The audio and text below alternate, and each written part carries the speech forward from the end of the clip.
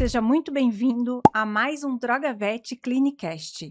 Eu sou Fabiana, gestora comercial da DrogaVet, e hoje a gente vai dar continuidade aqui na série de episódios com o Dr. Marconi. Seja muito bem-vindo, doutor.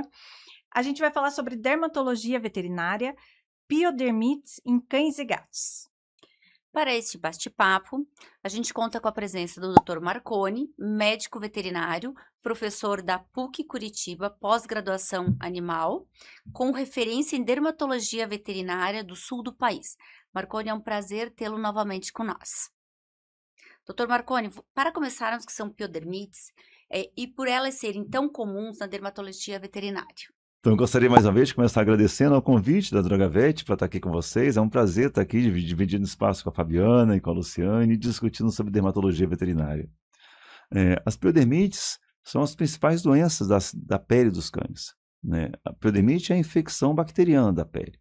Geralmente nos cães a origem é estafilocócica. A principal bactéria que causa piodermite em cães é o Staphylococcus pseudointermédios. Na pele humana é muito Staphylococcus aureus. Mas nós temos problema com os cães com Staphylococcus pseudointermédios. O Staphylococcus ele pode supercrescer, né, e ele pode causar processos disbióticos na superfície da pele. Mas ele pode invadir a epiderme e começar a colonizar essa pele, causando lesões impetigosas, que a gente chama. Ou às vezes invadir o folículo piloso e causar foliculites, né? Caso ocorra um processo infeccioso do folículo piloso e inflamatório desse folículo, esse folículo acaba rompendo, né? Aí as bactérias podem se espalhar por planos mais profundos da pele, né? Causando quadros de furunculose ou até mesmo, quando infectam o tecido celular subcutâneo, podem causar celulite. Então, observem que as bactérias elas podem causar desde infecções de superfície, infecções superficiais, que acometem a epiderme e o folículo piloso, até infecções profundas, né? Causando quadros um pouco mais graves, né? E causando até acometimento sistêmico do paciente, né? Mas são doenças bastante frequentes. E por que são tão frequentes? Porque geralmente as piodermites costumam ter caráter secundário, estarem associadas a outras dermatopatias, como dermatopatias imunolérgicas, disqueratóticas, de origem endócrina, de origem oncológica, parasitária, né? Então, geralmente elas costumam estar associadas a outras doenças de pele. Então, na maioria das vezes, é secundário. É secundária. Dificilmente você tem uma piodermite de origem primária, Uhum. né? Geralmente elas têm um caráter secundário. Doutor, quais são os principais agentes envolvidos nas piodermites em cães e gatos? O Staphylococcus realmente é o grande vilão das piodermites em cães. Aí, no caso dos cães, o Staphylococcus pseudointermédios, Sim. né? Outras bactérias, como as bactérias gram-negativas, no caso de Escherichia coli, ou mesmo Pseudomonas, não é comum elas acometerem a pele dos cães. Elas podem ocorrer em caso de infecção profunda, mas ocorre menos de 10% das vezes, né? Então, realmente, o Staphylococcus é o nosso maior problema, né? Em gatos também, o Staphylococcus ele acaba sendo a principal bactéria que acomete a Sim. pele dos gatos, quando os gatos têm piodermite, Uhum. né? Também, geralmente, nos gatos, as piodermites têm caráter secundário. A doença que mais predispõe as piodermites em gatos são as doenças imunolérgicas e parasitárias. Geralmente as infecções no gato têm caráter mais superficial. Sim. E é o Staphylococcus o principal agente também. Aí vem o Staphylococcus pseudointermédios, mas também outras espécies como o Staphylococcus felis e outros. Perfeito. E com a quebra da barreira cutânea e a inflamação, favorecem o desenvolvimento das piodermites.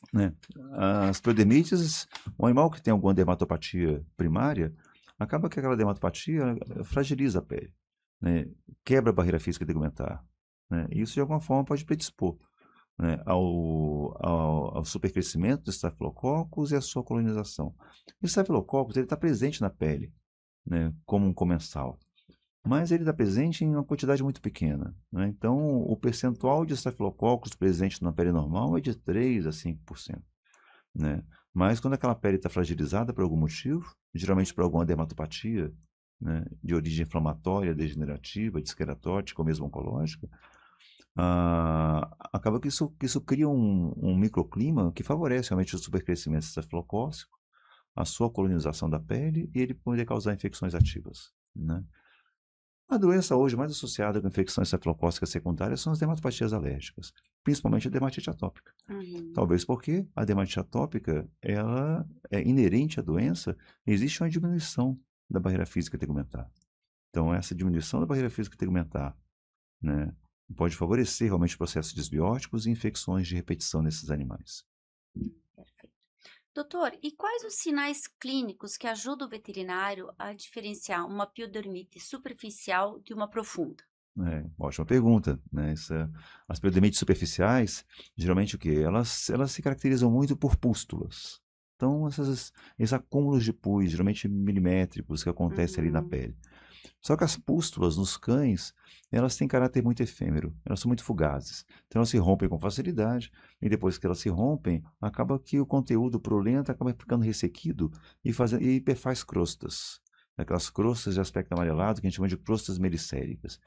E também, lógico, quando rompe essas pústulas, sobra o quê? Sobra a parede da pústula, ela sobra na pele. Então a gente chama isso de pegadas da piodermite. Então a presença de pústulas, a presença de crostas mericéricas, de colarinhos epidérmicos, isso tudo são o quê? São os resquícios, são as pegadas que ali tem a infecção estafilocócica.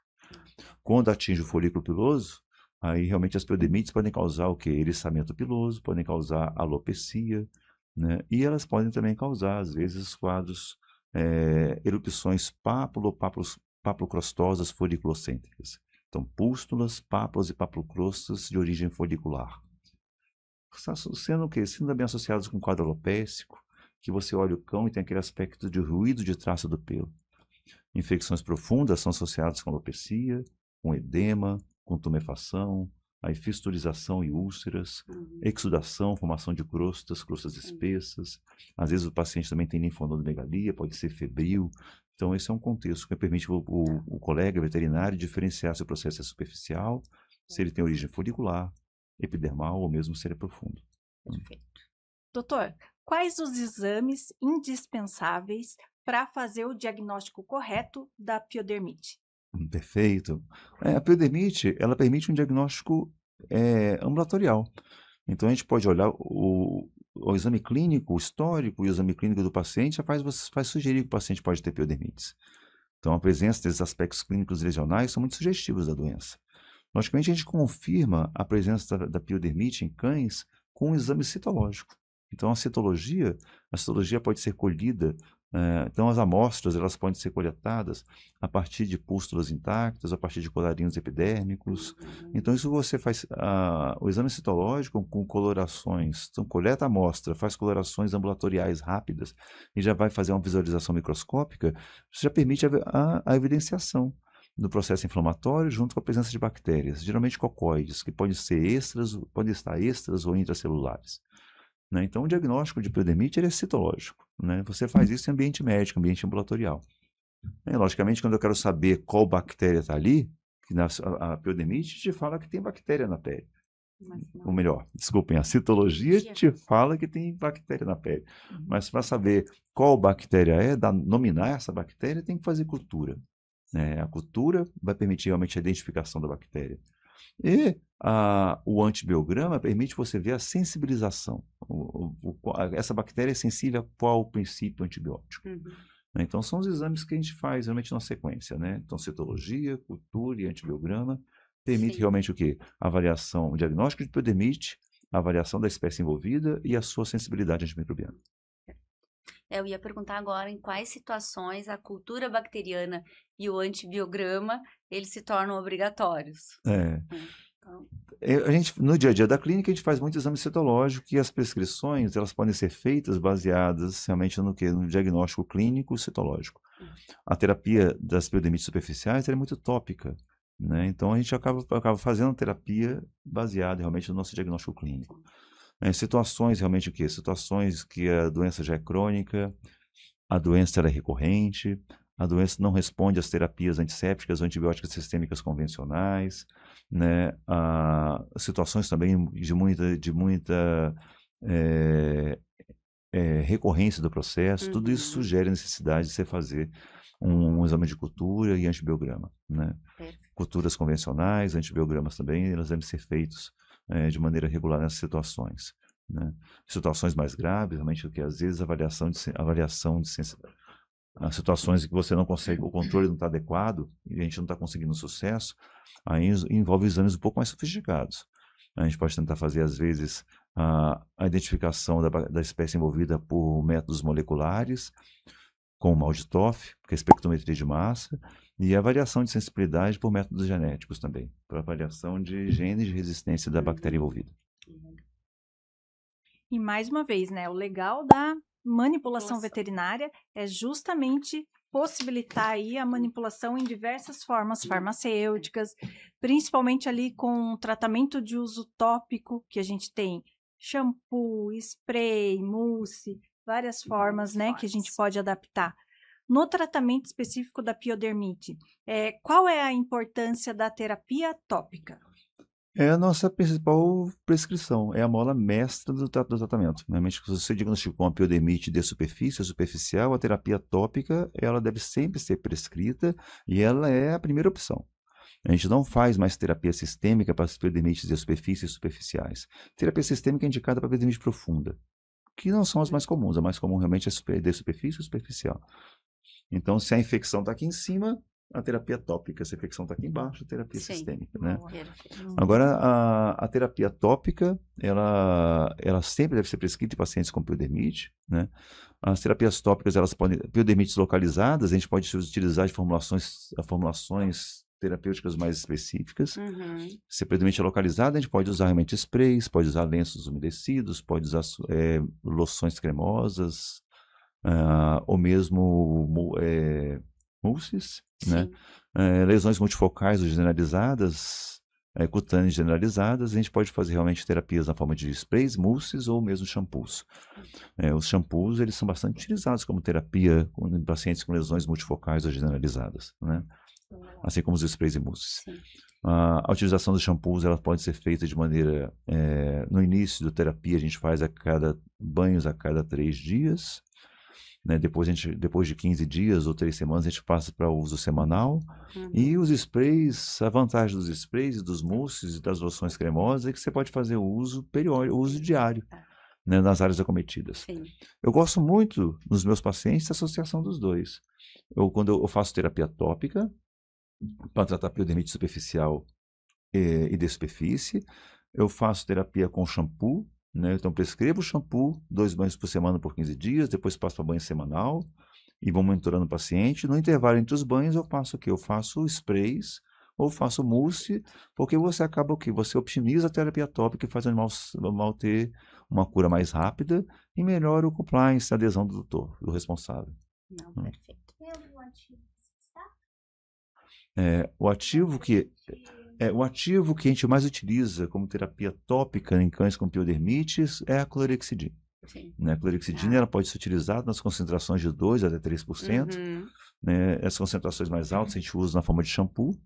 Né? Também concentrações um pouco mais altas podem ser utilizadas na forma de mousses. E em loções cremosas, sprays. Se a utilização é diária, as clorexidinas podem ser utilizadas nas diluições de 1 até 2%. Meio, 1 ou 2%. Se você vai utilizar 2 vezes ao dia, às vezes você pode fazer diluição um pouco mais diluída. Doutor, eu ia perguntar agora, quando a terapia sistêmica é necessária, o doutor já falou, né, também. As piodermites recorrentes também, elas são um grande desafio, tá? Então, por que elas acontecem com tanta frequência? Então, quando a gente trata um paciente com piodermite, a gente sempre tem que pensar o seguinte, que aquela infecção tem caráter secundário. Né? Então, é importante você, além de diagnosticar a piodermite, você diagnosticar a principal doença envolvida. Qual é a doença que predispôs ao aparecimento da piodermite? Então, é muito importante verificar se o paciente tem dermatite alérgica, principalmente dermatite atópica, se ele tem doença desqueratótica de pele, se aquela pele está com algum distúrbio endócrino metabólico, alguma dermatopatia carencial, ou algum outro processo, mesmo infestações parasitárias podem predispor piodermites, a dermatopatias parasitárias. Uma vez diagnosticada, uma vez que você diagnosticou piodermite e você tratou a piodermite, o animal vai melhorar daquele processo infeccioso de pele. O nosso próximo passo é impedir que a doença volte. Como é que você vai impedir que a doença volte? Uma coisa é você diagnosticar a piodermite, tratar e causar involução sintomatologional. Outra coisa é impedir que a doença volte. Para você impedir que a doença volte, você tem que ter diagnosticado a causa de base e controlado a causa de base. Né? Então, se o paciente tinha uma dermaticiose, você tem que tratar aquela dermaticiose. Se ele tinha uma dermatite atópica, você tem que controlar a dermatite atópica. Se ele tem desqueratose primária, você tem que tratar essa desqueratose primária. Se a origem é hipotireoidismo, você tem que identificar e tratar a doença endócrina metabólica associada ao processo de piodermite. Então, para você impedir a recorrência, a principal coisa a ser feita é diagnosticar a causa de base e controlar a causa de base. Às vezes, o que predispõe muito à recorrência é o quê? É o não diagnóstico da causa que predispôs à piodermite, ou às vezes, assim, essas doenças que predispõem à piodermite, elas são de difícil controle. Algumas doenças são crônicas, elas são recalcitrantes e de difícil controle. Então, às vezes, isso pode predispor realmente à recorrência do processo.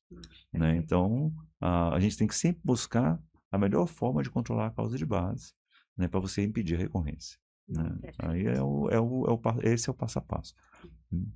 Perfeito. Doutor, e no manejo das piodermites, a DrogaVet ela mostra uma abordagem muito baseada nas terapias tópicas personalizadas.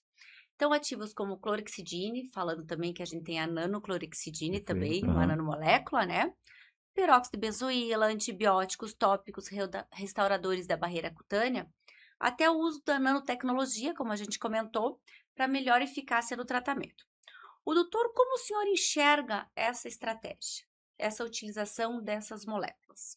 Perfeito, assim, hoje a terapia tópica realmente é o que nós prescrevemos para a terapia de piodermite superficial e de superfície. Clorexidine é o princípio ativo mais utilizado, mas também, lógico, o hipoclorito de sódio pode ser utilizado, assim. A peróxido de benzoíla, ele tem eficácia bactericida, né? Ele tem um efeito, faz um flushing folicular, lava o folículo piloso, né? Ele tem um efeito importante aí realmente nesse processo de limpeza da pele. Apesar que hoje ele tem sido mais utilizado mais como terapia dos processos disqueratóticos e seborreicos do que realmente como terapia das piodermites. A piodermite realmente, a clorexidine e hipoclorito de sódio são moléculas que a gente utiliza bastante. Essas moléculas, realmente a gente acaba fazendo, a gente sabe que a utilização desses princípios na forma nanoparticularizada, então você permite o quê? Permite que esses princípios eles penetrem de maneira mais ativa no extrato córneo, que eles ultrapassem o extrato córneo, que eles consigam penetrar em outras zonas, em outras porções, em outras camadas da pele, que eles consigam ter uma concentração terapêutica eficaz na unidade pilosebácea. Então, concentra o produto, como ele vai conseguir passar pela camada córnea, entrar no folículo piloso, entrar no ducto sebáceo, dentro da glândula sebácea, em concentrações clínicas que são eficazes. Então, a nanoparticularização permite isso, permite uma intensa penetração do princípio ativo em porções profundas da pele que de outras formas não conseguiria ter acesso.